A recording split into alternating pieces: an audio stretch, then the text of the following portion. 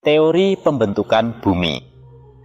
Menurut para ahli, pada awal terbentuknya, kondisi bumi sangat berbeda dengan keadaan sekarang.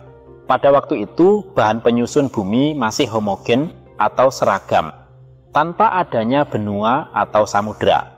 Unsur-unsur yang ada di dalamnya terdiri dari silikon, oksida besi, magma, serta sebagian kecil unsur kimia lainnya.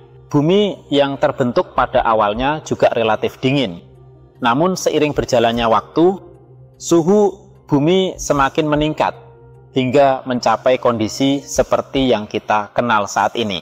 Beberapa ahli memberikan penjelasan mengenai proses kenaikan suhu di bumi pada masa pembentukannya. Terdapat 3 faktor utama yang dianggap menyebabkan peningkatan suhu tersebut, yaitu akresi, kompresi, dan disintegrasi atau penguraian unsur-unsur radioaktif. Akresi adalah proses penambahan panas yang terjadi akibat bumi dihujani oleh benda-benda angkasa, seperti meteorit dan debu kosmik. Energi yang dibawa oleh benda-benda angkasa ini kemudian berubah menjadi panas ketika benda-benda tersebut menabrak permukaan bumi. Kompresi merupakan proses pemadatan bumi yang terjadi akibat gaya gravitasi. Seiring dengan pembentukan bumi, bagian dalam planet ini menerima tekanan yang jauh lebih besar dibandingkan dengan bagian luar. Tekanan yang tinggi ini menyebabkan suhu di bagian inti bumi meningkat, yang akhirnya mengakibatkan unsur-unsur seperti besi mencair dan membentuk inti bumi yang padat dan cair.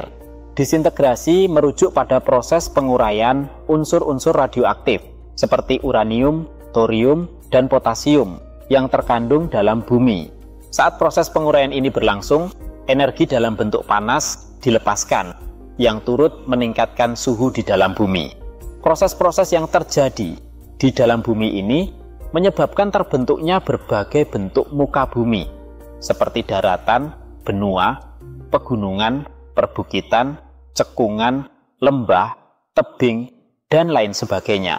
Semua ini merupakan bagian dari relief permukaan bumi yang terbentuk akibat gaya dan proses geologi yang terjadi di dalamnya. Namun, karena gaya dan proses tersebut tidak dapat diamati atau diselidiki secara langsung, para ilmuwan perlu mengembangkan metode dan pendekatan yang memungkinkan mereka untuk menyusun teori atau hipotesis mengenai pembentukan dan perkembangan bumi. Dengan demikian, meskipun banyak proses di dalam bumi yang sulit untuk dipelajari secara langsung, berbagai teori dan bukti ilmiah yang ada memberikan pemahaman yang lebih baik mengenai bagaimana planet kita ini terbentuk dan berkembang seiring waktu.